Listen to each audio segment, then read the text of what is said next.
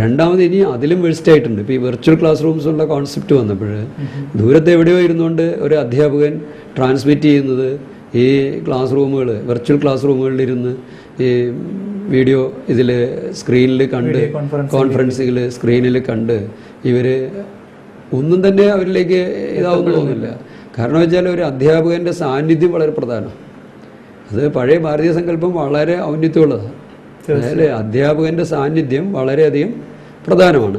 രണ്ട്, അധ്യാപകൻ്റെ സാന്നിധ്യം 100 കുട്ടികളുടെ ഇടയ്ക്ക് ഒരു അധ്യാപകനും ഇപ്പോൾ സ്കൂളുകളിലൊക്കെ സ്ട്രെങ്ത്ത് വിദ്യാഭ്യാസ വകുപ്പ് തന്നെ പറയുന്നത് 40 പേരെന്നൊക്കെ.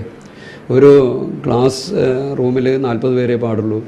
കൂടാതെ ഒരു പീരീഡ് ഒരു സബ്ജക്റ്റ് പഠിപ്പിക്കുന്ന ഇന്ന സ്ട്രെച്ച് 40-50 മിനിറ്റ് എന്നൊക്കെ അവർ റെസ്ട്രിക്റ്റ് ചെയ്യുന്നത് ഒരു ലേണിംഗ് കപ്പാസിറ്റി സാച്ചുറേഷനുണ്ട്. ഈ ലോ ഓഫ് ഡിമിനിഷിങ് റിട്ടേൺ എന്ന് പറയുന്ന ഇക്കണോമിക് തിയറി ഈ സ്റ്റഡീസിലും ആപ്ലിക്കബിളാണ്. അപ്പോൾ ഒന്ന്, കുറച്ച് സമയങ്ങൾ, പരിമിതമായ സമയത്തെ പഠിപ്പിക്കാൻ പാടുള്ളൂ. മറ്റൊന്ന്, അധ്യാപകൻ്റെ സാന്നിധ്യം വളരെയധികം പ്രധാനമാണ്. ഇപ്പം നമുക്കിപ്പം സി എക്ക് പല ലെവൽസ് ഉണ്ട്. അതായത് ഇപ്പം +2 കഴിഞ്ഞവർക്കും ചേരാൻ, ഡിഗ്രി ഗ്രാജുവേഷൻ കഴിഞ്ഞവർ ജോയിൻ ചെയ്യാവുന്ന ഒരു കോഴ്സാണ്. അപ്പോൾ ഇതിൻ്റെ ആ ഒരു ലെവൽ ബേസിൽ ആർക്കൊക്കെ ഏത് രീതിയിൽ, അതായത് ഇപ്പോൾ ഡിഗ്രി കഴിഞ്ഞവർക്കും +2 കഴിഞ്ഞവർക്കും അതിൻ്റെ ജോയിനിങ്ങിനുള്ള ഫോർമാലിറ്റീസ് എല്ലാം ഒരുപോലെ തന്നെയാണ്? എല്ലാവർക്കും ഒരുപോലെയാണ്. ഇപ്പോഴത്തെ ഈ 3 ലെവലാണത്. ഒന്ന് എൻട്രി ലെവൽ, അതാണ് CPT എന്ന് പറഞ്ഞത്, കോമൺ പ്രൊഫഷ്യൻസി ടെസ്റ്റ്. അതിനുള്ള മിനിമം റിക്വയർമെൻറ്റ് +2 എക്സാം അപ്പിയർ ചെയ്തിരിക്കണം. അതായത് CPTക്ക് എക്സാം ചെയ്യണം എന്നുണ്ടെങ്കിൽ +2ൻ്റെ എക്സാം അല്ല, 10th കഴിഞ്ഞ ആർക്കും CPTക്ക് രജിസ്റ്റർ ചെയ്യാം ഇൻസ്റ്റിറ്റ്യൂട്ടിൽ. പക്ഷേ CPT എക്സാം എഴുതണമെങ്കിൽ +2 എക്സാം അപ്പിയർ ചെയ്തിരിക്കണം. സാധാരണ ഇതിൽ മാർച്ച് ഏപ്രിലായിരിക്കും +2 എക്സാം വരുന്നത്. ആ +2 എക്സാം കഴിഞ്ഞ് ഇത് ജൂണിൽ ഡിസംബറിലോ CPT. അപ്പോൾ ജൂണിൽ എക്സാം എഴുതാം. പക്ഷേ ജൂണിൽ CPT പാസ്സായി കഴിഞ്ഞാലും ഈ +2ൻ്റെ റിസൾട്ട് വന്ന് പാസ്സായതിനു ശേഷം IPCCക്ക് രജിസ്റ്റർ ചെയ്യാം. സെക്കൻഡ് ലെവൽ, അതായത് പഴയ കാലത്ത് ഇൻ്റർമീഡിയറ്റ് എന്ന് പറയുന്നത്. ഈ IPCCയിൽ 2 ഗ്രൂപ്പ് ഉണ്ട്. അതിനകത്ത് ഫസ്റ്റ് ഗ്രൂപ്പ് പാസ്സായി കഴിഞ്ഞാൽ CAക്ക് ആർട്ടിക്കിൾഷിപ്പ് തുടങ്ങും, ചാർട്ടർ അക്കൗണ്ട് എടുത്ത്. അത് 3 വർഷത്തെ ട്രെയിനിങ് ആണ്. അപ്പോൾ അതിൻ്റെ ഉള്ളിൽ ഈ സെക്കൻഡ് ഗ്രൂപ്പ് IPCCയുടെ പാസ്സായാലും മതി, അല്ലെങ്കിൽ IPCCയുടെ first group plus second group പാസ്സായിട്ട് രജിസ്റ്റർ ചെയ്യാം. അത് ഒരു ഡിസ്ക്രിപ്ഷനാണ് സ്റ്റുഡൻറ്റിൻ്റെ. പക്ഷേ മിനിമം റിക്വയർമെൻറ്റ് IPCCയുടെ ഫസ്റ്റ് ഗ്രൂപ്പ് പാസ്സാകുക എന്നുള്ളതാണ്. അപ്പോൾ ഈ 3 വർഷത്തെ ട്രെയിനിങ് മാൻഡേറ്ററി ആണ്. പക്ഷെ അത് രജിസ്റ്റർ ചെയ്യണമെങ്കിൽ IPCCയുടെ ഫസ്റ്റ് ഗ്രൂപ്പെങ്കിലും പാസ്സായിരിക്കണം. ഓക്കെ. അപ്പം ഈ ഒരു കോഴ്സ് കഴിഞ്ഞതിന് ശേഷം ഇപ്പം നമുക്കിപ്പോൾ ഒരു പ്രൊഫഷണൽ ഒരു കോഴ്സ്, സത്യത്തിൽ CA എന്ന് പറഞ്ഞൊരു പ്രൊഫഷണൽ കോഴ്സാണ്. ഒരു കോഴ്സ് കഴിഞ്ഞതിന് ശേഷം അതിനുള്ള ഒരു ഓപ്പർച്യൂണിറ്റി, അതായത് നമുക്കൊരു എംപ്ലോയി എന്ന നിലയിൽ എത്രത്തോളം സാധ്യതകളുണ്ട്? കാരണം നിലവിൽ ഒരു ഇൻഡസ്ട്രിക്ക് ആവശ്യമായിട്ടുള്ള അത്രയും CA ആൾക്കാരെ സപ്ലൈ ചെയ്യാനായിട്ട് സാധിക്കുന്നുണ്ടോ? ഡിമാൻഡ് സപ്ലൈ തിയറി നോക്കിക്കഴിഞ്ഞാൽ ഈ ഒരു പ്രൊഫഷന് എപ്പോഴും ഡിമാൻഡ് ഫാർ എക്സീഡ് സപ്ലൈ ആണ്. ആവശ്യത്തിന് ഉള്ള ചാർട്ടേഡ് അക്കൗണ്ടൻസ് ഇപ്പോഴും നമ്മുടെ രാജ്യത്ത് ഇല്ല. പ്രത്യേകിച്ച് പ്രാക്ടീസ് ഫീൽഡിൽ.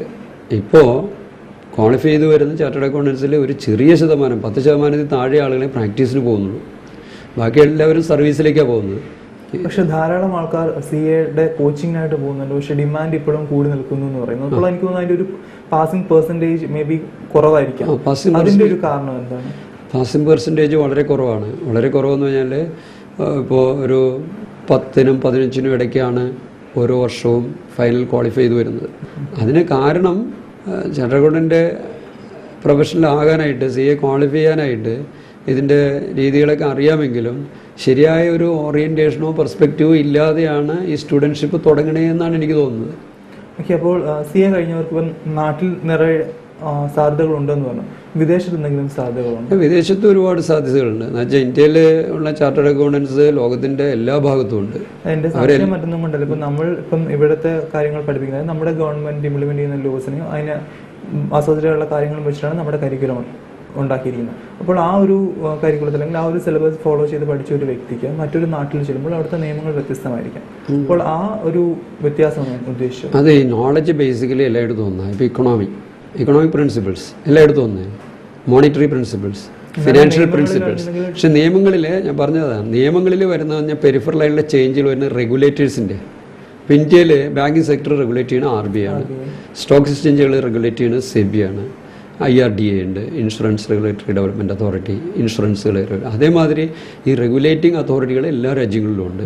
പക്ഷെ എന്നാലും ബേസിക് ആയിട്ടുള്ള കാര്യങ്ങളെല്ലാം ഒന്ന് തന്നെയായിരിക്കും. അപ്പോൾ ഞാൻ പറഞ്ഞതെന്ന് വെച്ചാൽ ഒരു ചാർട്ടേഡ് അക്കൗണ്ടൻറ്റ് സ്കില്ല് ഡെവലപ്പ് ചെയ്യുമ്പോൾ ഇതിനുള്ള ബേസിക് ആയിട്ടുള്ള ഒരു സിസ്റ്റമാണ് ഡെവലപ്പ് ചെയ്ത് വരുന്നത്.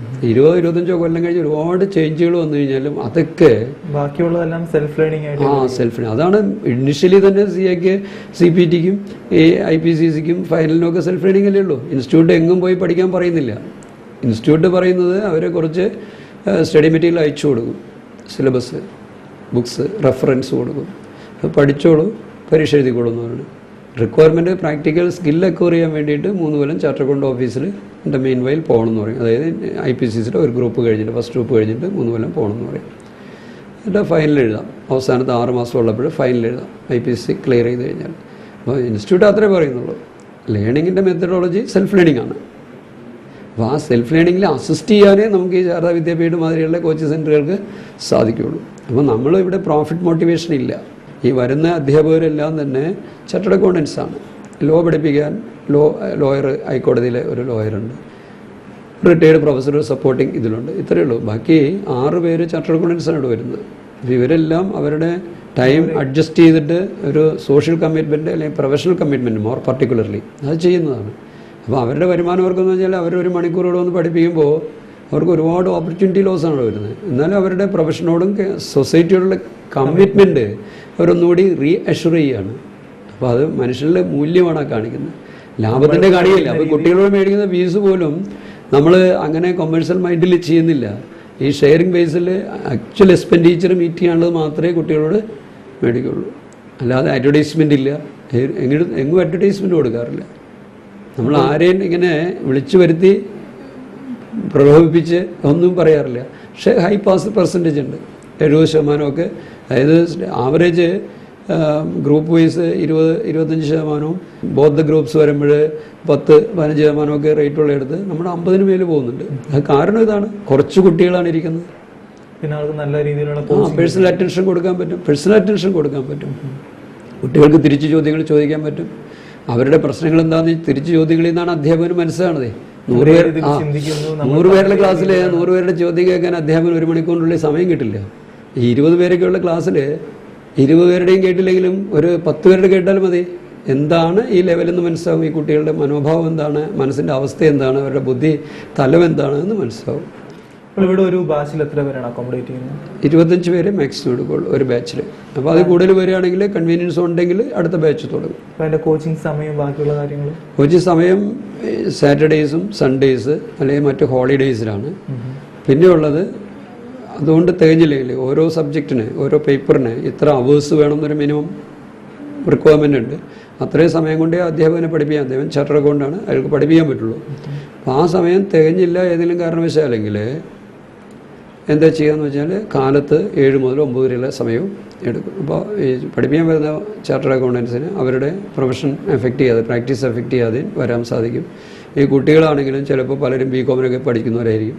അപ്പോൾ അതുകൊണ്ടൊക്കെ അവരുടെയൊക്കെ കൺവീനിയൻസ്, അതെ, +2 കഴിഞ്ഞ് പല കുട്ടികളും CA CPT പാസ്സായി കഴിഞ്ഞാലും IPC എഴുതുന്നതിനിടയ്ക്കുമൊക്കെ BCom-നൊക്കെ പഠിക്കാൻ കോളേജിൽ പോകുന്നുണ്ടാവും. അപ്പോൾ അവരുടെയും കൂടെയൊക്കെ കൺവീനിയൻസ് നോക്കിയിട്ടാണ്. സാർ, ഈ സ്കൂൾ ഓഫ് CA സ്റ്റഡീസിൻ്റെ ലക്ഷ്യം എന്താണ്? സ്കൂൾ ഓഫ് CA സ്റ്റഡീസിൻ്റെ ലക്ഷ്യം, ഞാനൊരു ചാർട്ടർ അക്കൗണ്ട് എന്നുള്ള നിലയ്ക്ക് ഒരുപാട് ലേണിങ്സ് 10-21 വർഷമായിട്ട് എനിക്ക് കിട്ടി. അത് ആ പ്രൊഫഷന് പുറത്തു നിന്നുള്ള കാര്യങ്ങളിലുള്ള ലേണിങ്സ് ഉണ്ട്. അപ്പോൾ ഒരു ചാർട്ടേഡ് അക്കൗണ്ടിൻ്റെ എന്തായിരിക്കണം യഥാർത്ഥത്തിൽ, അപ്പോൾ അത് ഒരു പൂർണ്ണമായിട്ടുള്ളൊരു ചാർട്ടർ അക്കൗണ്ടിനെ എങ്ങനെ സൃഷ്ടിക്കാം. അപ്പോൾ അതിൻ്റെ ഭാഗം എന്നുള്ള നിലയ്ക്ക് ഇവരുടെ ഈ അപ്രോച്ചിൽ, ചിന്തയിലുള്ള വീക്ഷണത്തിൽ ചില കാതലായിട്ടുള്ള നല്ല വശങ്ങൾ ആദ്യമേ ഉൾക്കൊണ്ട് കഴിഞ്ഞാൽ അവരുടെ പ്രൊഫഷണലെ സഹായിക്കും. നല്ലൊരു പ്രൊഫഷണലായി അവർ മാറും, സമൂഹത്തിന് പ്രയോജനമുള്ളൊരു പ്രൊഫഷണലായിട്ട് മാറും. അപ്പോൾ ചാർട്ടേഡ് അക്കൗണ്ട് ആകുക, വലിയ പൊസിഷനിലേക്ക് എത്തുക എന്നുള്ളത് മാത്രം നടത്താൻ ഇതിൻ്റെ ആവശ്യമില്ല. അപ്പോൾ നമ്മളുടെ മൂല്യാധിഷ്ഠിതമായ ഈ ഗുരുകുല വിദ്യാഭ്യാസത്തിൽ നിന്ന് അകന്ന് പോകുന്ന ഒരു രീതിയാണ് ഇന്ന് കണ്ടുകൊണ്ടിരിക്കുന്നത്, ഈ തിയേറ്റർ ക്ലാസ് റൂമുകളും വെർച്വൽ ക്ലാസ് റൂമുകളും ഒക്കെ. അപ്പോൾ അതിൽ നിന്ന് തിരിച്ച് പഴയ തലത്തിലേക്ക് തിരിച്ചു വരുന്ന ഒരു കാര്യത്തിലേക്ക് ആണ് ഇതിനെന്തെങ്കിലും കോൺട്രിബ്യൂട്ട് ചെയ്യാൻ പറ്റുമോ എന്നാണ് ഞാൻ ആലോചിക്കുന്നത്. തീർച്ചയായിട്ടും സാറിൻ്റെ സ്വപ്നം സഫലീകൃതമാകട്ടെ. താങ്കൾ ആഗ്രഹിക്കുന്ന പോലെ സമൂഹത്തിന് മുതൽക്കൂട്ടാകുന്ന ധാരാളം CA പ്രൊഫഷണൽസ് ഉണ്ടാകട്ടെ എന്ന് ആശംസിക്കുന്നു. നമ്മളുടെ പ്രോഗ്രാമിൻ്റെ സമയം ഏകദേശം ഇതിപ്പോൾ അവസാനിക്കാറായിട്ടുണ്ട്. അപ്പം താങ്കളുടെ ഈ ഒരു ബിസി ടൈമിൽ നമ്മൾക്കായിട്ട് ഒരു അരമണിക്കൂർ സമയം അനുവദിച്ചു തന്നതിൽ വളരെ സന്തോഷം. നമസ്കാരം. പ്രേക്ഷകരോടായി ഇന്നത്തെ ചോദ്യം: ഇന്ത്യയിലെ ആദ്യത്തെ വനിതാ കേന്ദ്രമന്ത്രി ആര്? ചോദ്യം ഒരിക്കൽ കൂടി, ഇന്ത്യയിലെ ആദ്യത്തെ വനിതാ കേന്ദ്രമന്ത്രി ആര്? ഇതിനുള്ള ഉത്തരം ഇനി പറയുന്ന ഫോൺ നമ്പറിൽ വിളിച്ചറിയിക്കുക. ഈ ചോദ്യത്തിനുള്ള ശരിയുത്തരം ഇനി പറയുന്ന ഫോൺ നമ്പറിൽ 1 മണിക്കൂറിനകം ഞങ്ങളെ വിളിച്ചറിയിക്കുക. വിളിക്കേണ്ട ഞങ്ങളുടെ ഫോൺ നമ്പർ 0484-231-7784. ഫോൺ നമ്പർ ഒരിക്കൽ കൂടി 0484-231-7784.